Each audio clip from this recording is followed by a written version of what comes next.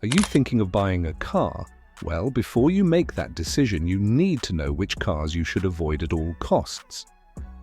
According to Consumer Reports, some vehicles have been labeled as unreliable, unsafe, and downright disappointing. And today, we're counting down the 17 worst cars that no one buys. Some of these cars have terrible reliability ratings, while others suffer from poor performance, safety concerns, or ridiculously high maintenance costs. If you want to make a smart purchase, you'll want to stay far away from these models. And trust me, some of the cars on this list will surprise you. So stick around, because by the end of this video, you'll know exactly which cars to steer clear of and why. Before we start, let us know in the comments, have you ever owned a car that turned out to be a complete disaster? We'd love to hear your experience. Alright, buckle up, let's jump right in. Criteria for ranking. When determining which cars make it onto the list of the worst vehicles that no one buys, several key factors come into play. The first and most crucial factor is reliability. A car that frequently breaks down, suffers from costly repairs, or has a history of major mechanical issues is a red flag for consumers. Brands with a reputation for poor durability often see their vehicles ignored in the used car market, as buyers prefer models with proven longevity. Another major consideration is safety ratings. If a vehicle performs poorly in crash tests conducted by organizations like the IIHS, Insurance Institute for Highway Safety, or NHTSA, National Highway Traffic Safety Administration, consumers tend to steer clear of it. No one wants to put themselves or their family at risk in a car that fails to meet essential safety standards. In addition to structural integrity, features like airbags, stability control, and advanced driver assistance systems also play a role in determining a car's desirability. Next, we look at consumer satisfaction and reviews. Consumer Reports and J.D. Power rankings offer insight into how owners feel about their vehicles after years of ownership. Cars that consistently receive low ratings in areas like ride quality, comfort, fuel efficiency, and technology tend to lose favor in the market. If drivers report excessive complaints about engine troubles, transmission failures, or faulty electronics, potential buyers are less likely to take the risk. Another crucial factor is resale value and depreciation. Some cars lose value far quicker than others, making them unattractive for investment. If a car is known for plummeting in price after just a few years, it raises concerns about long-term reliability and demand. High depreciation often signals a car that lacks strong consumer appeal, whether due to poor brand perception, limited aftermarket support, or frequent recalls. Finally, fuel economy and overall running costs are major deal breakers. In today's market, where gas prices fluctuate and hybrid or electric options are becoming more accessible, cars with terrible fuel efficiency become harder to sell. Additionally, maintenance costs, such as the price of replacement parts, labor fees, and the frequency of required repairs, can significantly impact a car's reputation. Vehicles with expensive maintenance schedules or proprietary parts that are hard to source tend to be avoided by budget-conscious buyers. By analyzing these factors, reliability, safety, consumer satisfaction, resale value, and running costs, we can determine why certain cars fail to attract buyers. Now let's dive into the specific models that have earned their place on the list of the 17 worst cars that no one buys. Countdown of the 17 worst cars. Not every car that hits the market is a success. While some vehicles become iconic for their performance, reliability, and resale value, others become infamous for constant breakdowns, poor safety ratings, and disappointing overall performance. Based on Consumer Reports, expert reviews, and owner feedback, here are 17 of the worst cars that no one buys. Number 17. Chrysler 200. The Chrysler 200 was supposed to be a stylish and comfortable mid-size sedan, but it ended up being one of the most disappointing cars on the market. Chrysler aimed to create a premium-looking vehicle that could compete with the Honda Accord and Toyota Camry. But beneath its sleek design, the 2000 was riddled with issues. One of the biggest complaints from owners was the 9-speed automatic transmission. It was notoriously unreliable, often suffering from rough shifting, hesitation, and premature failure. Many drivers experienced jerky acceleration and frequent breakdowns, leading to expensive repair costs. Beyond its mechanical problems, the Chrysler 200's interior was also underwhelming. It featured hard plastics, cheap-feeling trim, and poor sound insulation, making the driving experience less refined than its competitors. Additionally, its V6 engine, while offering more power, came with terrible fuel economy, making it a poor choice for long-term ownership. With terrible resale value, a reputation for breakdowns, and lackluster reliability, Chrysler ultimately discontinued the 200 in 2017. For many consumers, this was a long overdue decision. Number 16. Fiat 500L. The Fiat 500L was meant to be a more spacious and practical version of the popular Fiat 500, but instead it turned out to be a nightmare for owners. While it had a unique design, its mechanical flaws far outweighed any charm it might have had. One of the most common issues was its terrible reliability. The 500L ranked among the lowest in dependability, with owners reporting frequent engine failures, electrical malfunctions, and faulty transmissions. Many drivers also complained about the unresponsive and sluggish transmission, which made city driving frustrating and highway merging dangerously slow. Inside, the Fiat 500L's interior felt cheap, with low-quality materials and uncomfortable seats. The ride quality was also poor, as the suspension was too stiff, making every bump uncomfortably noticeable. On top of all that, the car suffered from massive depreciation, meaning owners lost a significant amount of money when trying to resell it.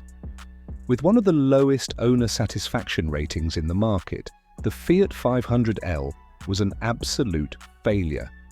Even Fiat dealers struggled to fix the car's numerous problems, further frustrating customers. Number 15. Mitsubishi Mirage. The Mitsubishi Mirage is one of the cheapest new cars on the market, but the low price comes with serious compromises. While some budget cars still offer decent performance and comfort, the Mirage fails in almost every category. One of the biggest weaknesses is its tiny 3-cylinder engine, which produces only 78 horsepower. This makes the Mirage one of the slowest cars on the road, and accelerating to highway speeds can feel dangerous. The car also has terrible noise insulation, meaning road noise, wind, and engine sounds constantly invade the cabin, making long drives unbearable. Safety is another major concern. The Mirage has some of the lowest crash test ratings in its class, and it lacks modern safety features that competitors like the Toyota Yaris or Honda Fit offer. Additionally, the interior feels incredibly cheap, with hard plastics and poorly designed seats that make even short drives uncomfortable. While the Mirage does offer good fuel economy, that isn't enough to make up for its many flaws.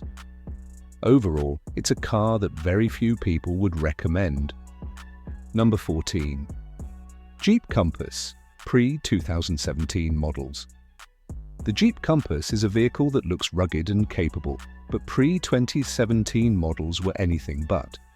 While Jeep is known for its off-road ability, the early Compass models were underpowered, unreliable, and disappointing to drive. One of the biggest problems was its weak 2.0-litre and 2.4-litre engines, which made the Compass feel slow and sluggish. Accelerating onto the highway required patience and planning, as the car often felt underpowered. The transmission was another disaster, as Jeep equipped the Compass with a CVT, continuously variable transmission that was prone to failure. Many owners reported early breakdowns and expensive repairs before hitting 100,000 miles. The ride quality was also disappointing, as road noise was excessive, and the stiff suspension made for a bumpy ride. Despite looking like an off-roader, the Compass lacked true off-road capability, meaning it couldn't handle the same rough terrain as the Jeep Wrangler or Cherokee. Jeep made improvements in the 2017 and later models, but the older versions remained some of the worst compact SUVs ever made. Number 13. Dodge Journey. The Dodge Journey is a vehicle that should have been discontinued years before it actually was. From the moment it was released, it felt outdated and it only got worse with time. The biggest issue was its weak base engine, a 2.4-litre four-cylinder that felt underpowered and sluggish, especially when carrying passengers or cargo. The alternative V6 option was slightly better, but it came with poor fuel economy. Inside, the Journey felt cheap and uninspiring. The cabin materials were low quality, and the technology felt outdated compared to competitors. Many features that were standard in other mid-size SUVs were either missing or required expensive upgrades. Safety was another concern. The Journey lacked many modern safety features, and its crash test ratings were below average. Combine that with poor handling and a heavy feel, and you have one of the least desirable crossovers on the market. Dodge finally discontinued the Journey, but it remains a poor choice for anyone shopping for a used SUV. Number 12. Nissan Versa. The Nissan Versa has long been one of the cheapest new cars, but its low price doesn't mean good value. Instead, the Versa is a frustrating car to own, with underwhelming performance and reliability concerns. Under the hood, the Versa comes with a 1.6-litre engine, producing only 122 horsepower. This makes it one of the slowest cars in its class, and highway merging can be nerve-wracking. Additionally, Nissan is well known for CVT transmission failures, and the Versa is no exception. Many owners reported expensive repairs before even reaching 100,000 miles. Inside, the Versa's cabin is basic at best. The seats lack support, the materials feel cheap, and the technology is outdated compared to competitors like the Honda Fit or Hyundai Accent. While the Versa is affordable up front, its high repair costs, poor resale value, and overall lack of quality make it a bad investment in the long run. Number 11. Chevrolet Spark. The Spark is a tiny hatchback with poor acceleration, an underpowered engine, and limited safety features. Despite being marketed as an efficient city car, its harsh ride quality and lack of refinement make it an unpopular choice. Number 10. Ford EcoSport. Ford introduced the EcoSport as a small, budget-friendly SUV, but it struggled with poor handling, sluggish acceleration, and an outdated interior. The cramped rear seats and unreliable transmission made it one of the least desirable crossovers. Number 9. Cadillac ATS. The Cadillac ATS was supposed to compete with German luxury sedans, but it failed due to cramped interiors, poor reliability, and expensive repair costs. The CUE infotainment system was slow and frustrating, making owners regret their purchase. Number 8. Toyota CHR. Toyota usually makes reliable cars, but the CHR missed the mark. It had a weak engine, lack of all-wheel drive, and a cramped rear seat. Many buyers expected more from Toyota, leading to disappointing sales numbers. Number 7. Hyundai Tucson 2016 model. The 2016 Tucson suffered from severe dual-clutch transmission problems, causing hesitation, jerky acceleration, and early failures. Despite Hyundai's improvements in later models, the 2016 version scared off many potential buyers. Number 6. Smart 4.2. The Smart 4.2 was designed for city driving, but its terrible ride quality, tiny cargo space, and poor crash test results made it an impractical choice. Plus, its slow acceleration and high price tag didn't help. Number 5. Chevrolet Malibu 2013 to 2015. The 2013 to 2015 Malibu had an underwhelming engine, uncomfortable seats, and poor rear visibility. Its unreliable automatic transmission also frustrated many owners, leading to high repair costs. Number 4. Nissan Juke. The Nissan Juke had a unique design, but its cramped interior, harsh ride, and cheap-feeling materials turned off many buyers. The CVT transmission problems also made it a nightmare to own. Number 3. Volkswagen Beetle, 2012 to 2019. Despite its iconic looks, the modern Beetle suffered from poor resale value, subpar handling, and frequent reliability issues. It was eventually discontinued due to low sales and high ownership costs. Number 2. Jeep Renegade. The Renegade tried to bring Jeep's rugged image to a small crossover, but its unrefined transmission, weak base engine, and uncomfortable ride made it one of the least popular SUVs. Number 1. Fiat 500X. Topping the list is the Fiat 500X, a car plagued with poor reliability, transmission issues, and weak engine performance. Many owners reported electrical failures and expensive maintenance costs, making it one of the worst-rated vehicles in recent years. While some of these cars may have had unique designs or affordable prices, their poor reliability, underwhelming performance, and high repair costs made them some of the worst vehicles on the market. If you're in the market for a used car, it's best to avoid these models unless you want to deal with constant headaches and expensive repairs. Common themes among the worst cars. After analyzing the 17 worst cars according to Consumer Reports, several common themes emerge. These vehicles may come from different brands and price points, but they share key flaws that make them undesirable for buyers. One of the biggest issues across these models is poor reliability. Many of these cars suffer from frequent mechanical failures, including transmission problems, engine malfunctions, and electrical issues. Owners often report spending thousands on repairs, making these vehicles a nightmare to maintain. Another major problem is low resale value. Cars with bad reputations for reliability, safety, or comfort tend to depreciate quickly, leaving owners stuck with vehicles that are worth far less than they paid. This makes them a bad investment, especially for those looking for long-term ownership. Safety concerns also play a significant role. Some of these models have received poor crash test ratings, outdated safety features, or lack advanced driver assistance systems. This makes them less appealing to modern buyers who prioritize safety for themselves and their families. Finally, bad driving experience is another theme. Whether it's a stiff ride, weak acceleration, excessive road noise, or uncomfortable seating, these cars fail to provide the driving pleasure that buyers expect. In some cases, automakers cut corners on interior quality, leading to cheap materials, frustrating infotainment systems, and uncomfortable layouts. In short, these common problems make these cars a risk for buyers, and it's no surprise they've landed on these worst cars list. Recommendations. Now that we've gone through the 17 worst cars according to Consumer Reports, one thing is clear. Just because a car looks good on the outside doesn't mean it's a smart buy. Many of these vehicles come with serious flaws, from poor reliability and expensive repairs to bad safety ratings and terrible resale value.